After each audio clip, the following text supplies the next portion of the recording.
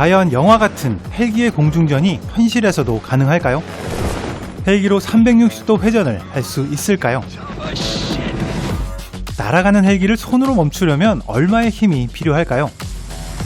오늘은 헬리콥터의 영화와 현실을 비교해봅니다.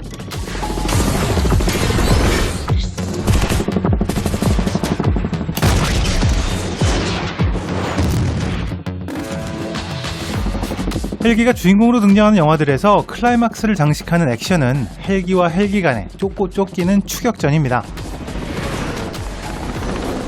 실제로도 이렇게 헬기와 헬기 간의 공중전이 전투기의 공중전만큼이나 빈번한 일일까요? 공격용 헬기는 공중에서 작전을 수행하지만 공군보다는 지상전을 중심으로 하는 부대의 주력 장비인 경우가 많습니다. 미국의 주력 공격용 헬기인 AH-64 아파치는 육군 소속이고요. AH-1W 슈퍼코브라나 AH-1Z 바이퍼도 해병대에서 운영하고 있죠. 우리나라에 배치된 아파치의 경우에도 육군 항공작전사령부 소속입니다. 사실 공격용 헬기가 실전에 투입된 역사는 그리 길지 않습니다. 우리나라 6.25 전쟁 때 최초로 투입되었다고 하고요. 본격적인 투입이 시작된 건 베트남전부터였습니다. 하지만 그 위력은 정말 어마어마해서 지난 걸프전 때 실전에 투입된 78대의 슈퍼코브라가 100여 시간의 전투를 통해서 이라크 전차 97대와 104대의 장갑차 그리고 2개의 지대공 진지를 파괴하는 뛰어난 전적을 기록했습니다. 별다른 활주로 없이도 이착륙이 가능하고 지상의 장애물에 구애받지 않고 막강한 공격력을 행사할 수 있는 헬기의 장점은 공대공 전투보다는 지상전에서 그 진가를 발휘합니다. 해병대의 실상을 그린 TV 시리즈 제너레이션 킬에서도 해병대의 공격용 헬기가 지상작전에서 얼마나 큰 위력을 발휘하는지 잘 보여주고 있는데요. 이렇게 공격용 헬기가 공중전이 아닌 지상전에서 더 각광받는 이유는 헬기의 기동 능력이 갖는 한계 때문입니다. 헬기는 수직으로 작용하는 프로펠러의 추진력을 전후 좌우 방향 이동에도 분산해서 사용합니다. 이런 구조적인 특징은 전투기에 비해서 방향 전환 시간이 훨씬 오래 걸린다는 단점이 있는데요.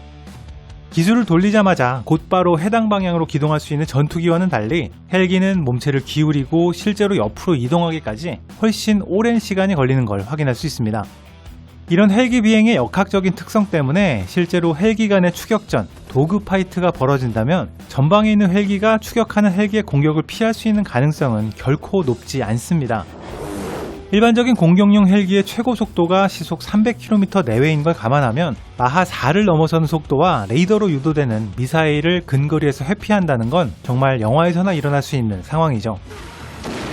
공대공 미션을 수행하는 전투기의 경우에 최대 16발까지 공대공 미사일을 장착하고 이륙하지만 일반적인 공격용 헬기의 무장에는 단 4발의 공대공 미사일이 포함되는 수준입니다. 쉽게 생각하면 헬기라는 무기 자체가 공대공 미션을 위한 장비는 아니라는 뜻이죠. 조종사들의 말에 따르면 공격용 헬기도 공대공 상황에 대한 훈련을 받기는 한다고 합니다. 하지만 헬기 대 헬기의 상황이 아니라 전투기의 공격에 대비하는 훈련이 중심이 됩니다. We do have training, but the training is actually focused on a jet chasing us, not another helicopter. 역사적으로 봤을 때도 실제 전쟁에서 헬기 대 헬기의 공중전이 일어난 사례는 1980년대 이란 이라크전에서 단 한 번 있었던 것으로 기록되고 있습니다. 물론 영화와 같은 헬기 간의 교전이 불가능하다는 의미는 아니지만 만약 실제로 일어난다면 영화보다 훨씬 시시하게 끝날 가능성이 높아 보입니다.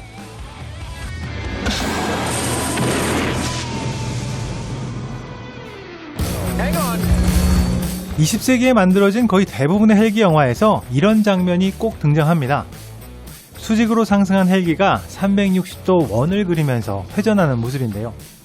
과연 이런 비행이 실제로도 가능할까요? 일반적으로 권장되진 않는 비행이지만 에어쇼를 통해서 헬기의 다양한 공중고개를 확인할 수 있습니다.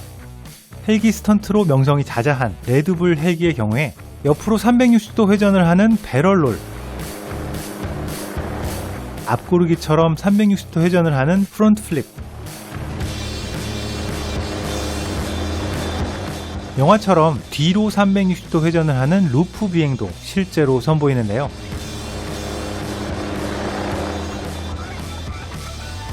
꼭 레드불이 아니더라도 공격용 헬기 아파치도 360도 루프 비행이 가능한 걸 확인할 수 있습니다.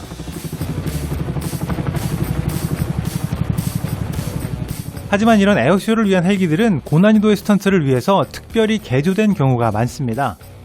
별도의 개조가 아니더라도 무기 장착이 거의 없고 내부 기자재를 최소화해서 평소 무장 헬기보다 수백 킬로그램 이상 가볍게 비행하는 것이 일반적입니다.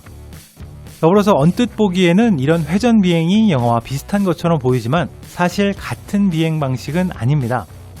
영화에서 등장하는 비행은 기체가 계속 상승해서 한동안 기체가 완전히 뒤집어지는 비행을 하고 나서 따라오던 헬기 뒤쪽으로 적어도 올라갔던 제자리로 돌아오는 루프, 회전 비행입니다. 하지만 에어쇼의 회전은 실제로는 상승하던 힘으로 재빠르게 기체를 거꾸로 뒤집는 플립에 가깝습니다. 수평의 추진력과 날개의 공기역학으로 거꾸로 뒤집혀도 비행을 할 수 있는 전투기와는 달리 메인 로터의 추진으로 위에서 아래로 공기를 밀어내는 헬기의 경우에는 뒤집힌 상태로 비행하는 것이 구조적으로 불가능한 일입니다. 그래서 굳이 비교하자면 영화에 등장하는 360도 회전은 롤러코스터의 루프 주행과 같은 비행이라면 에어쇼에서 볼 수 있는 회전은 비보이들이 하는 게이너 백플립 기술과 비슷한 형태라 할 수 있습니다.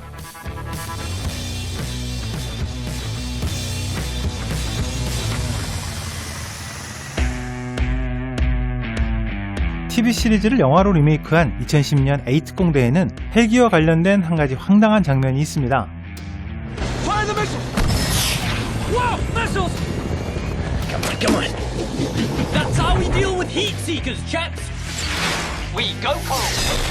이 장면 왠지 익숙하죠? 지난 영상에서 설명드렸던 R2B 리턴 투 베이스와 거의 비슷한 설정인데요. 열추적 미사일에 대한 내용은 이미 다뤘었기 때문에 생략하고 이번에는 헬기의 메인 로터에 대한 이야기입니다. 조종사 머독이 헬기 엔진을 끄자 몇 초도 안 되는 시간에 메인 로터의 회전이 완전히 정지하죠. 정말 헬기 엔진을 끄거나 엔진에 이상이 생기게 되면 이렇게 로터가 완전히 정지하게 될까요? 지금 보시는 영상은 영화에 등장한 것과 동일한 벨 205 헬기가 착륙하는 모습입니다. 엔진이 정지하고 나서도 한참 동안 메인 로터가 회전하죠. 평균 300rpm으로 회전하는 엄청난 무게의 블레이드는 기존의 운동을 지속하려는 관성 때문에 엔진 동력이 차단되더라도 상당히 오랜 시간 동안 회전합니다. 게다가 헬기의 로터에는 브레이크 같은 정지 장치가 없기 때문에 돌아가는 로터를 억지로 멈추는 건 불가능하죠. 더불어서 바람개비에 바람이 불어오면 돌아가는 건 다들 알고 계시죠? 헬기의 로터 역시 바람개비와 같은 구조이기 때문에 엔진의 동력이 꺼져도 헬기가 공중에 떠있는 한 멈추지 않고 계속 회전하게 됩니다. 지금 보시는 영상은 실제로 고도 비행을 하던 헬기가 엔진 고장으로 비상 착륙을 하게 되는 장면입니다.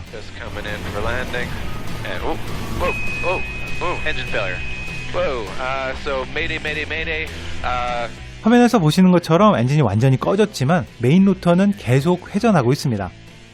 이렇게 엔진 동력 없이 헬기의 메인 로터가 회전하는 상황을 오토 로테이션이라고 하고요. 조종사들은 이 오토 로테이션으로 엔진에 이상이 생기더라도 헬기를 안전하게 착륙시킬 수 있습니다.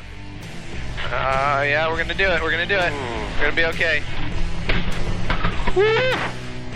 Nicely done, man. We did it, buddy. 사실 이 장면에서 더 황당한 설정은 엔진을 다시 켤 때입니다. Restart. 엔진을 켜자마자 메인 로터가 정상 속도로 회전하면서 곧바로 비행을 이어갑니다. 하지만 현실에서는 완전히 멈춰있는 헬기에 시동을 걸면 이렇게 됩니다.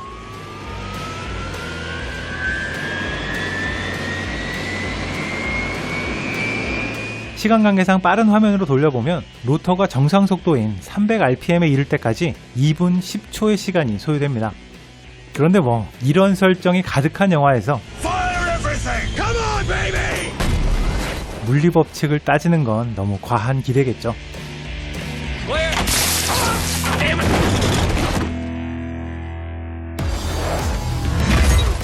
캡틴 아메리카 11호에서 캡틴의 엄청난 힘을 확인할 수 있는 장면이 하나 등장합니다. 도주하는 버키의 헬기를 양손으로 잡아서 멈추는 장면입니다. 물론 캡틴은 일반적인 사람이 아니기 때문에 이걸 사람이 할 수 있다 없다를 따지는 건 의미가 없을지도 모르겠는데요.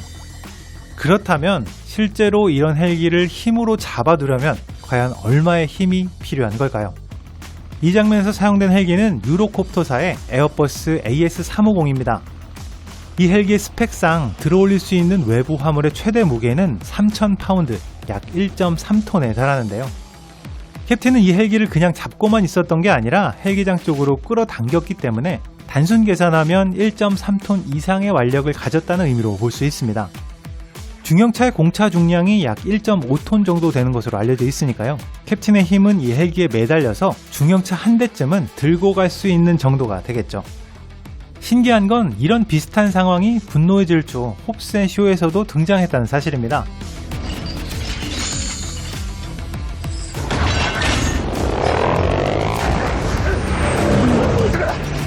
헬기에 연결된 쇠사슬을 홉스가 완력으로 잡고 버티는 장면이 등장하는데요.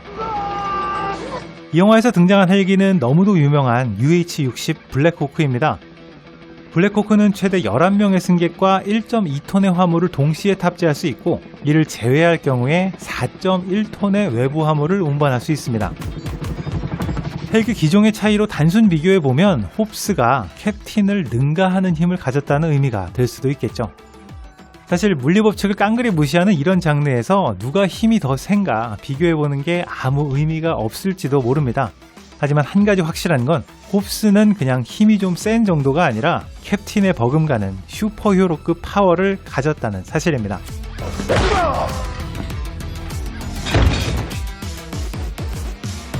왜 높은 산에 있는 조난자 구출에는 헬기가 동원되지 않을까요?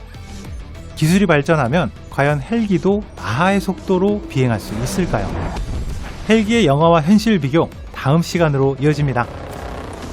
지금까지 빨간도깨비였습니다.